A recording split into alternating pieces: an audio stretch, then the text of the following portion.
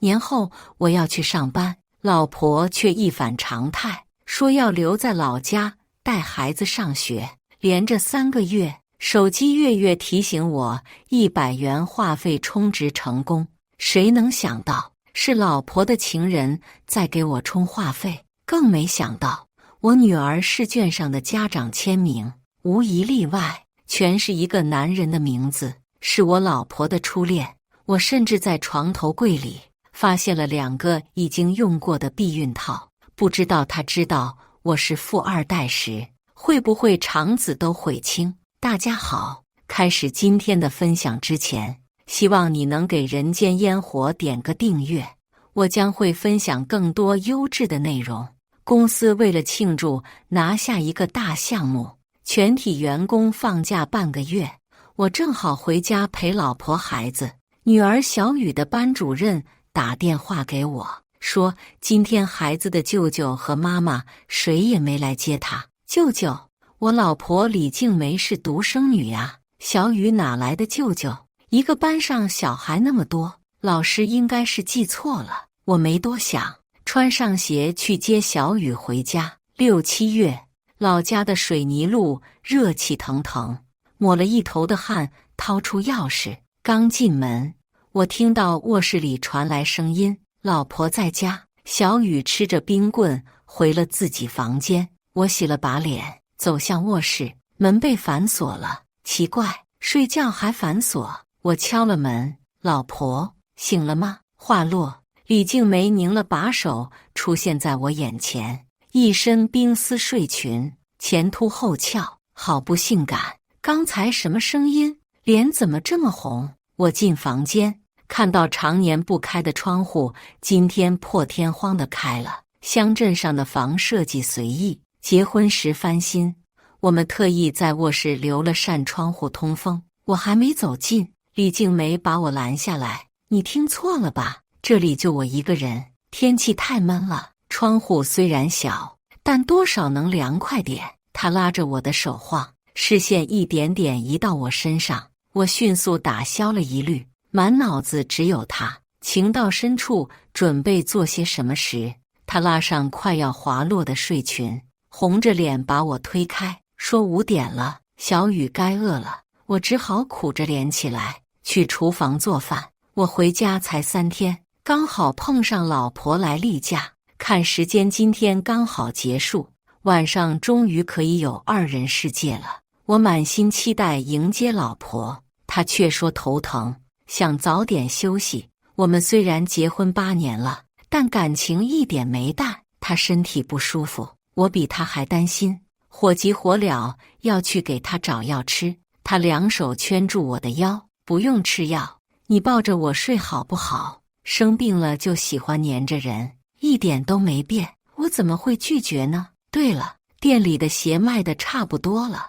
我过2天得去进货，可能要3万块钱。李静梅闷闷的声音飘进我耳朵里，刚好发了工资，我拿手机转完钱给她，相拥入睡。上个月她说要装修店，找我要了20万，这下店里应该不会再花多少钱了吧。第2天她早早的去开店，我甩着被她脑袋压得快没知觉的手，碰倒了床头的水杯，顾不得手麻，我爬起来收拾桌子，水顺着流进抽屉，里面放着我和李静梅的结婚证，还好里面没事，用纸擦干结婚证表面，准备放回原位时，一个东西闯进我的视线。怎么会？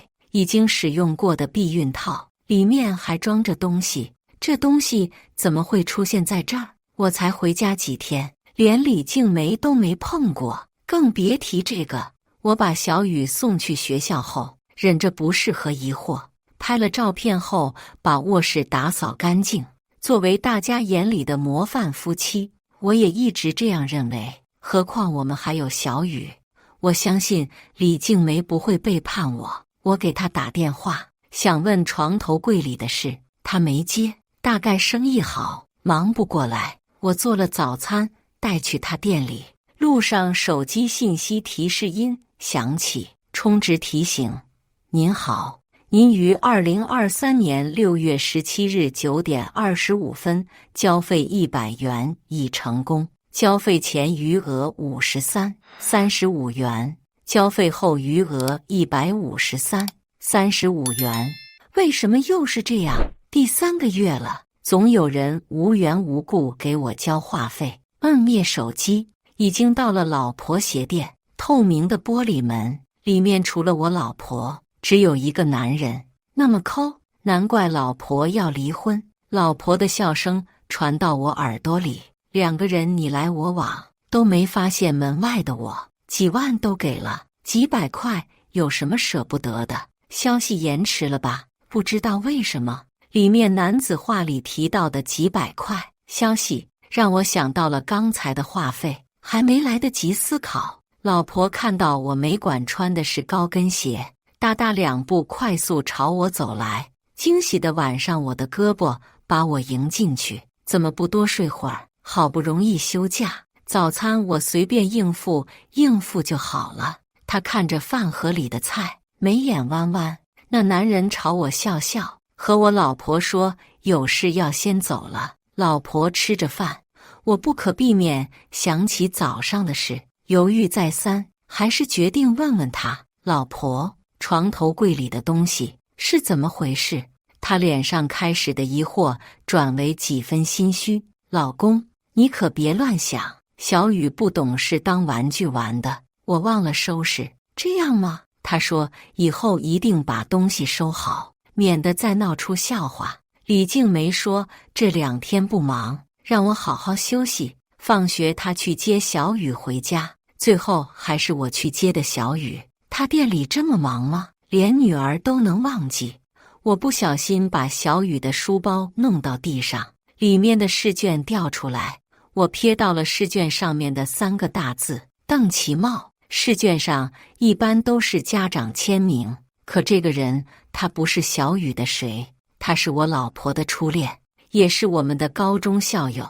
我问小雨找来了他之前的试卷，上面2个名字交替出现，李静梅、邓其茂。我和邓其茂没有往来，唯一的联系只是一起参加过物理竞赛。翻看试卷的手不受控制颤抖着，这算怎么回事？爸爸，你怎么了？被小雨拉了拉衣角，我才反应过来自己状态不对，努力掩藏好眼里的震惊。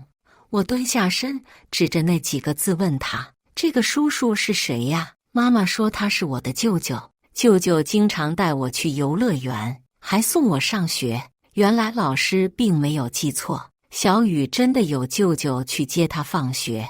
我不停地回忆小雨的话，舅舅，他说舅舅对他很好。夏日炎炎，连空调都没开的家里，我竟然觉得冷得可怕。晚上4点，我在黑暗中翻看李静梅的手机，输入我们的结婚纪念日，却发现密码错误。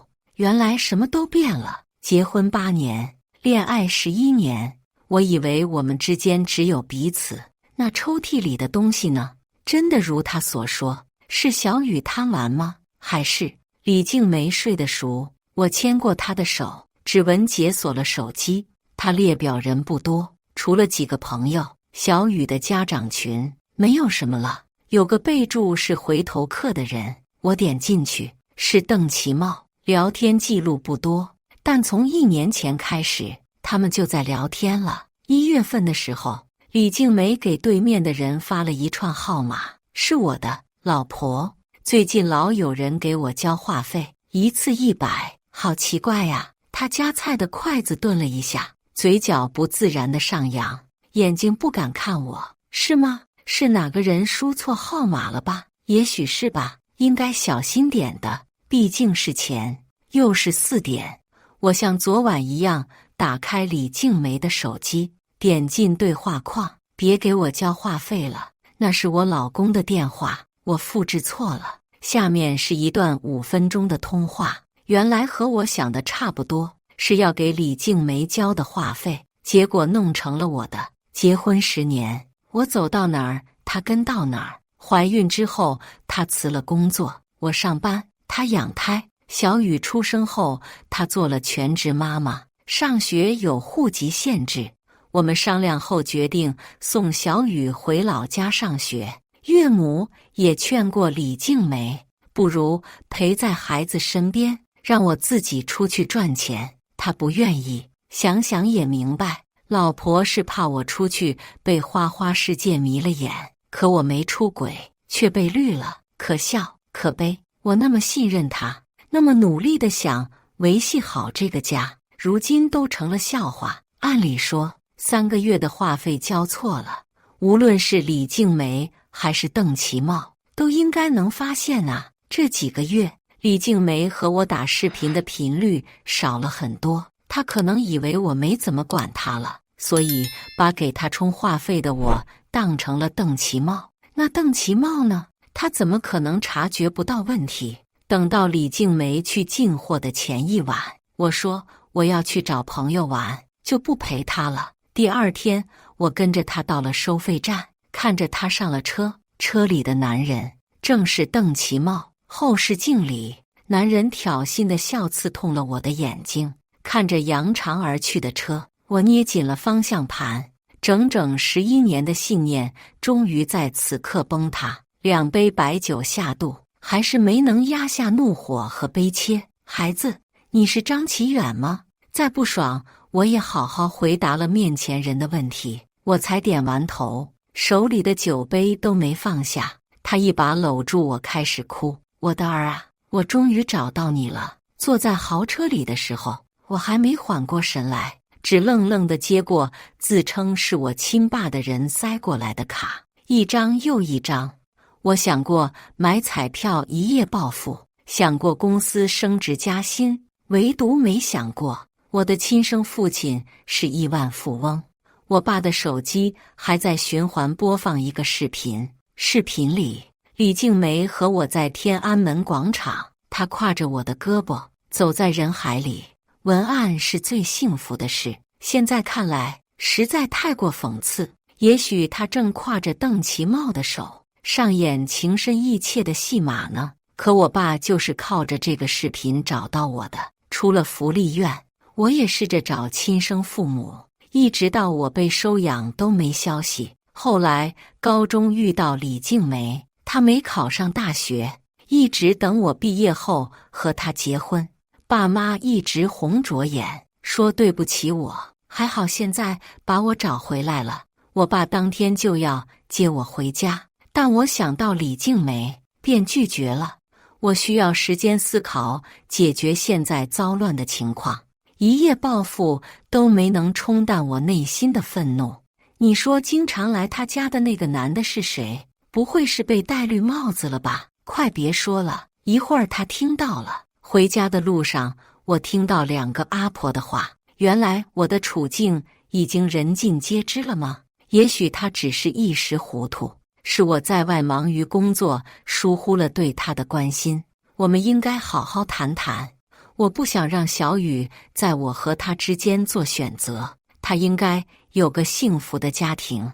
等了2天，李静梅才回来。她弯腰脱鞋的时候，我看到了她脖子上的吻痕。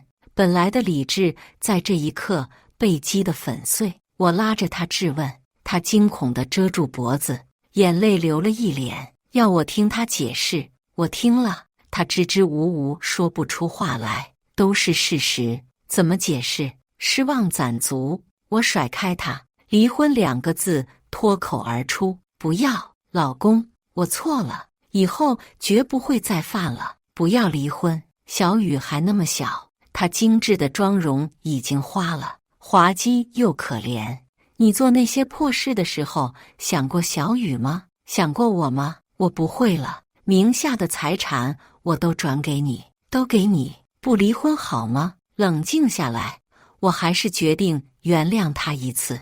我舍不得这些年的感情，也必须为小雨考虑。第2天下午，李静梅真的把所有财产都给了我，删了邓其茂的所有联系方式。经营鞋店的同时，家里大大小小的活她也独自包揽了，对我和小雨体贴入微。我想她是真的悔改了，正好过2天就是小雨的生日，也是我和李静梅的结婚纪念日。我和爸妈打了电话，准备送他们母女一人1套私人别墅作为礼物。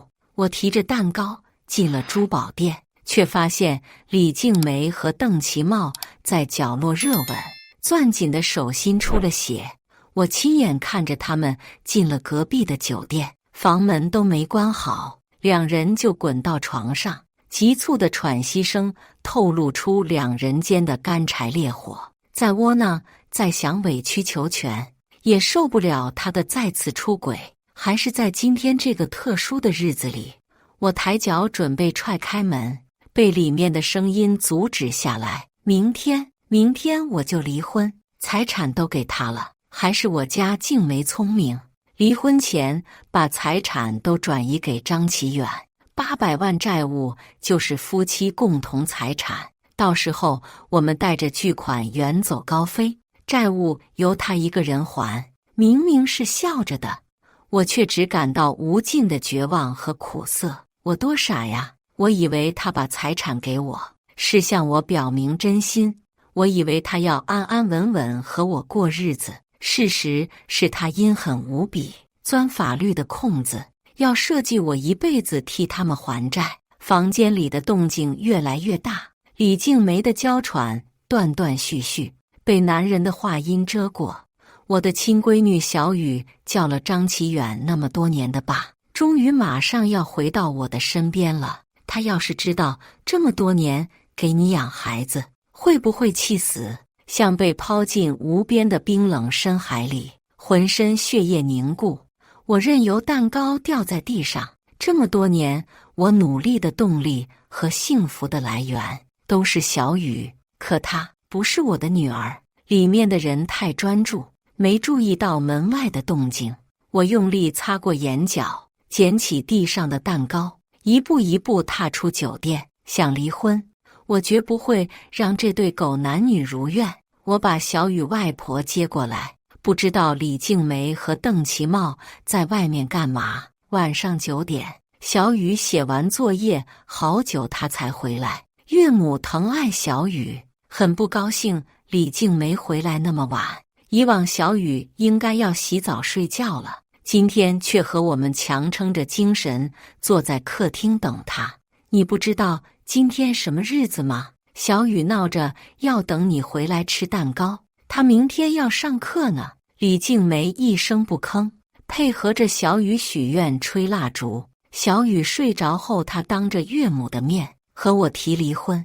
岳母当她闹脾气，劝我们有话好好说，夫妻哪有隔夜仇？你们的事我不插手，自己解决呀。我去陪小雨睡觉，我以为她得过几天才提这事，没料到这么快就忍不住了。这么多年我就像个冤大头，给别人养老婆孩子，时机一到立马被踢开，真是个彻头彻尾的笑话。只是他没料到我已经不是从前的张其远了，也低估了我在小雨心中地位。李静梅面色凝重，看向我和岳母，郑重道：我是认真的。她故意露出胸前的痕迹，昭告我们她做的丑事。她想再刺激我一次，挑战我的底线，让我答应离婚。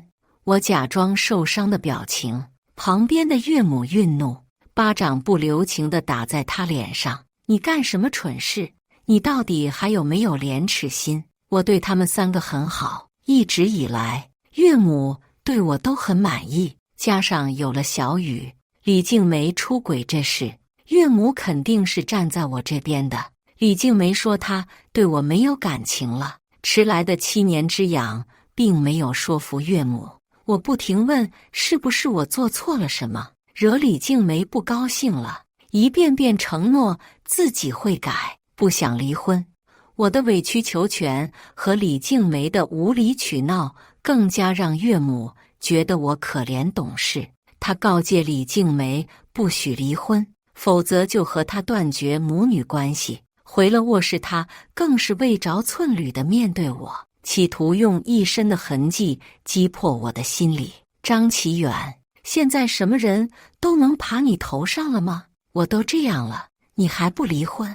他骂我窝囊，说我不是男人。我冷笑一声，自顾自地上床睡觉。他像一拳打在了棉花上，气得直跺脚。第二天，我在餐桌上告诉他，已经把他的财产都还给他了，只要你不离开我，我可以把我的钱也给你。李静梅把筷子砸在地上，恶狠狠地瞪着我，很快又自己捡起筷子默默吃饭。岳母骂他脑子抽风，他和邓其茂想让我替他们还债，可我不接受他的钱，他们达不到目的，自然不能离婚。我辞职在家照顾小雨的同时，也暗暗调查李静梅他们。原来他们向高利贷借了1000万去创业，但公司没经营好，上市不到1个月就倒闭了，现在欠着800万。就在昨天又借了200万入股了远通集团，邓其茂当上了部门经理。好巧不巧，那是我爸的公司。在公司遇到我时，邓其茂一双眼睛上下打量着我，嘴角挂着意味不明的笑，好像在说，你这种垃圾凭什么进来远通？平日里他总是轻蔑地看我，明里暗里给我找事，一些低级的把戏我懒得管。我是名牌大学毕业，工作8年，也有了不少经验和实力，加上我爸这层关系，很快和他平起平坐。李静梅已经不怎么回家了，家里她的东西越来越少。公司最近接了个项目，上上下下忙得不可开交。我熬夜做方案策划，汇报当天，我的方案却出现在邓其茂的演示文稿上。难怪经常不回家的李静梅前天突然回来，合着是给情人偷东西来了。她信心满满的讲完，下面的人一言不发，直到我身边的王总站起来说，这个方案他看到过，我原本的方案还有漏洞，他不知道。我重新填补好细节，台下掌声不断，一众欣赏的视线里夹杂着邓其茂的羞愤。邓其茂抄袭的事，公司的人心知肚明，谁也没挑破。以前和他走得近的人也疏远了他。已经是7月中旬，小雨放暑假，我要上班，李静梅不回家，就请岳母来家里带带小雨。中午12点正好下班，岳母带着小雨来公司，还给我带了午餐。同事们夸小雨可爱懂事，不管李静梅干了什么，小雨和岳母是真心对我好的。看着他们，我心里泛着甜。我带着他们去茶水间，单位的2个小姑娘热情地带小雨走在前面，才推开门，他们又赶忙退出来。我好奇往里面看，小雨哒哒地跑过去，欢快地喊着妈妈。李静梅和邓其茂衣衫不整地倒在沙发上，惊慌地看着我们，空气几乎凝固，在场的人尴尬到了极点。午休时间人不少，这场闹剧引来不少爱凑热闹的人。李静梅从邓其茂身上爬起来，岳母恨铁不成钢，把她拉到角落。岳母气得脸红脖子粗，偏偏李静梅还要反抗，拉扯间把岳母推倒在地。小雨吓得直哭，这是什么戏剧性情节？出轨被老公孩子逮个正着，换我估计得找个坑把自己埋了。好炸裂呀！还对亲妈动手，世上居然还有这样的女儿。邓其茂怎么方案偷别人的，连老婆都偷别人的，这什么癖好？我警告他别对岳母动手。周围人的话一句接一句，李静梅难堪至极，推开一群人跑出去，嘴里还骂我是孬种。不知道是谁拍了现场的视频，传播到网上，一时间闹得风风火火。李静梅的店被人砸臭鸡蛋烂菜叶，被逼得关了门。邓其茂影响公司形象，被直接开除。短短2天，他们2个成了过街老鼠。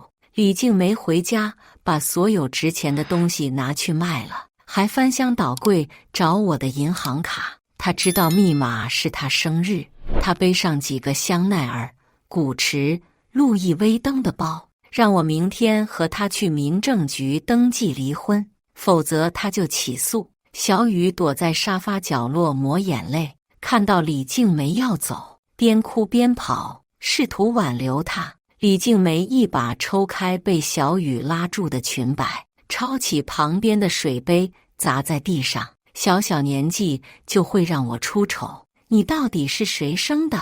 我冲上前抱住被他吼得呆住的小雨。小雨乖，先回房间去，爸爸在你房里藏了礼物哦。我耐心地哄小雨回房间，踢开前面的玻璃渣，把李静梅拉到门口。明天9点，你最好准时出现。从今以后，别来打扰我和小雨。咒骂的声音被紧闭的门隔离开来。我该放下了。我在民政局门口左等右等，也没看到李静梅的影子，只等来一群彪形大汉。他们说李静梅告诉他们，要钱的话来找我。倘若我是从前普通的职工，今天得被气死。不过我爸的权势把他们压得死死的，他们不可能从我这里讨回钱。也不能就这么算了，我不甘愿就这样被他算计。于是我和他们商量好，骗李静梅我已经签了欠条，那笔钱以后不会找他们。1个星期后，消失的李静梅和邓其茂又出现在我的视线里。邓其茂换了新车，李静梅趾高气昂从车里出来，后面紧跟着一辆面包车。我还没来得及说话，车上下来5个人开始搬东西。你什么意思？邓其茂一手搂着李静梅的腰，一手插兜，忽略我问的不是他。胜券在握说，张先生，你今天之内搬走，否则别怪我们把你的东西扔垃圾堆。邓其茂把房产证丢到我身上，上面的户主居然是李静梅。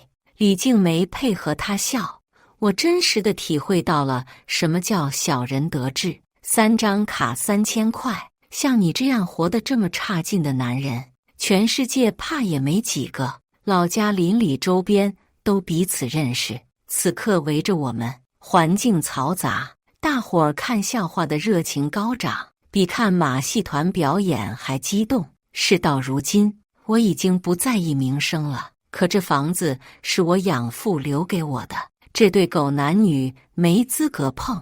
这房子差了点，我们也不嫌弃，就勉强收下了。赶明叫家政过来好好打扫打扫，免得有不干净的东西。听到这里，我再也忍不住了，攥紧的拳头一下下落到邓其茂身上。李静梅也没能幸免。当年李静梅查出心脏病，我养父把棺材本都拿出来给她治病。如今他却纵容邓其茂说我养父是不干净的东西。被人拉开的时候，我还在想房产证的事。房产证上一直是我养父的名字，这么些年我也一直没想过要去改，到头来被他们捡了便宜。张其远，你爸死了，我去申请变换户主是有法律效力的，光天化日的你对我们拳打脚踢，信不信我报警抓你？李静梅清秀的脸变得狰狞可憎，恨不得把我千刀万剐。5点正是小学放学的时间，岳母带着小雨回来，大家你一言我一语的，她也听明白了是什么个事儿。混账东西，你非要气死我吗？你要我以后去下面怎么跟你爸交代，怎么跟老张交代？关我屁事！你和他一起滚吧，我就当没你这个妈。老太太气得捂着胸口，快喘不过气来。我把她扶到一旁休息。李静梅在一边大肆宣扬我欠钱不还的消息。不知道100米之外，她的债主正朝这边来，借了钱就想跑，哪有那么好的事？几个大汉吓得邓其茂尿裤子，撒腿就要跑。李静梅更是找不着北，抖着腿跪在地上。众人离开，闹剧却还没散场。邓其茂的车里，我拍了拍裤腿上的灰，忘记告诉你们，我和你们的债主合作了，钱恐怕还是你们还。如果还不上，他们对你们做什么，可就不关我事了。瑟瑟发抖的两个人让我心情舒坦不少。我开车把他们带到民政局，赶在里面的人下班前拿到了离婚证。房子你们就别想了，我已经请好律师了，别到时候债务都处理不清，还背上官司。之后的日子里，李静梅和邓其茂为了还债，夜以继日的工作，每次找到待遇好的工作，上班第一天就被辞退，因为我爸对他们下了封杀令，没有哪个公司敢用他们。逼不得已，他们去了餐厅洗盘子，菜市场卖菜，太阳底下背水泥，掏粪坑，一切脏活累活都干。我带着小雨和岳母搬到了我爸家里，爸妈只有我一个儿子，小雨很招爷爷奶奶疼，一家人过得其乐融融，养父的房子也顺利拿回来，一切都在往好的方向发展。直到我意外发现，李静梅在年初给我买了高达5000万的人身安全保险。难以想象，这样恶毒的人竟然在我身边，同床共枕10年，出轨就算了，还想要我死。回老家之前，李静梅一直没上班。我虽然累点，但每天回家看到她，就只剩满足了。年初，我和她回来过年。我要带着他回去上班时，他却说让我自己去。他想留在老家带小雨。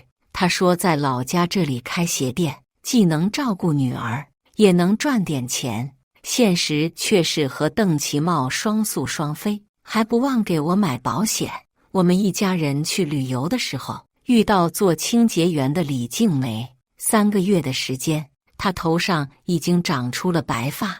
明明30岁的人，看起来比50岁的人还老。他佝偻着背在擦地，像树皮的手碰到我的皮鞋，头都不抬地向我道歉：“对不起，对不起，我不是故意的，别让我赔钱。”岳母先忍不住弯腰把地上的人扶起来，哽咽着喊他的名字。李静梅愣了几秒钟，不可置信地抬头，目光扫过我时，沧桑的脸上裂开一丝丝怨气。张其远，你怎么还不去死？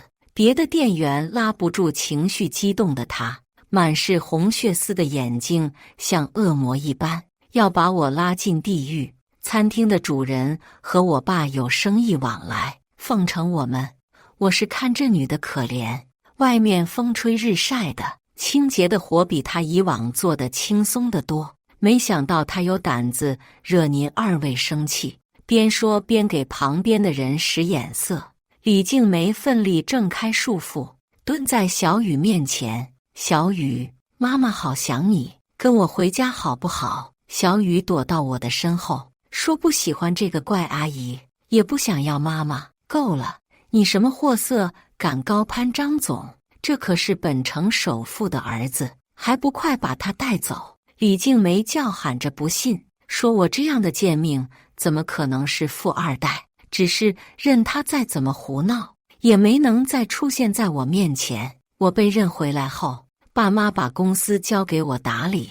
晚上见完客户回家的路上，一辆大型拉货车机迎面撞上我的劳斯莱斯，脑袋昏昏沉沉的。车上下来的人是李静梅和邓其茂。司机陈叔已经昏迷了，我坐在后座，没受什么伤。叫了救护车后，我的手脱力，手机掉在车上，而李静梅和邓其茂2人也逼近。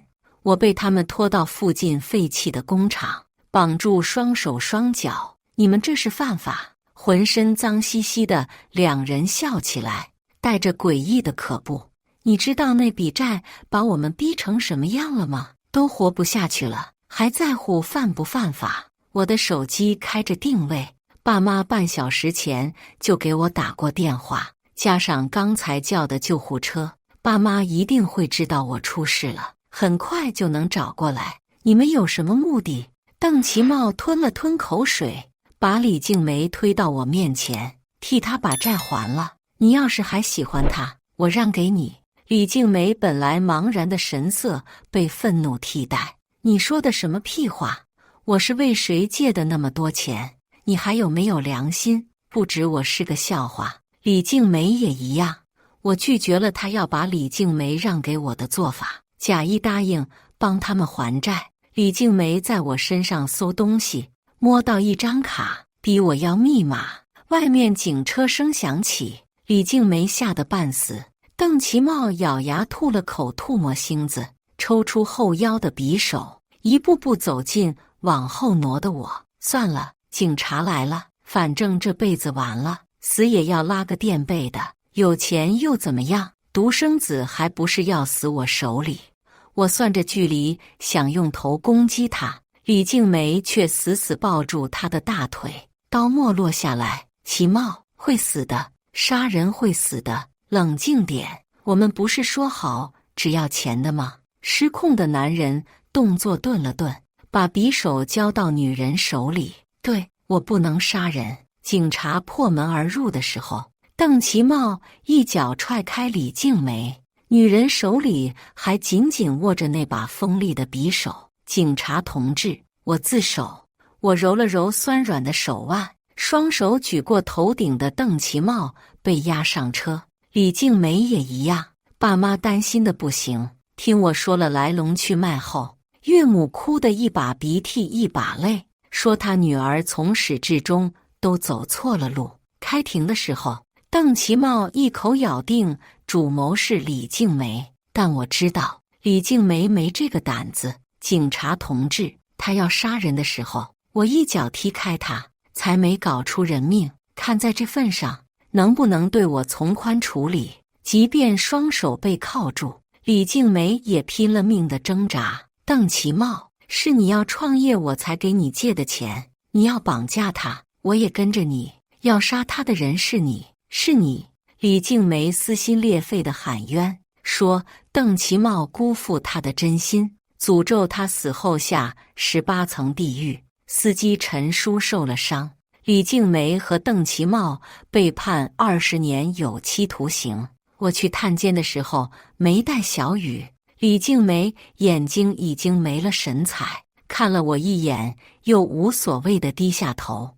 我至今也想不明白，他为什么要背叛我。邓其茂那样的男人，有哪里值得他这样做？李静梅，你知道吗？小雨生日那天，我本来打算告诉你我找到爸妈了，他们很高兴我结婚生子，给你和小雨一人准备了一栋别墅。他还是垂着脑袋，只是嘴角的笑，不知道是遗憾还是自嘲。我曾经相信你，认为我们会有一个美好的未来，只是我错了。事已至此，他流再多的泪也不会有任何改变了。我起身准备离开，背后沙哑的恳求传来，替我照顾好小雨，她是无辜的，这是当然。她现在已经慢慢忘记你了。邓其茂虽然一心把责任都推到李静梅身上，却也没能如愿。我顺便去看了他，胡子拉碴的，像是路边的乞丐。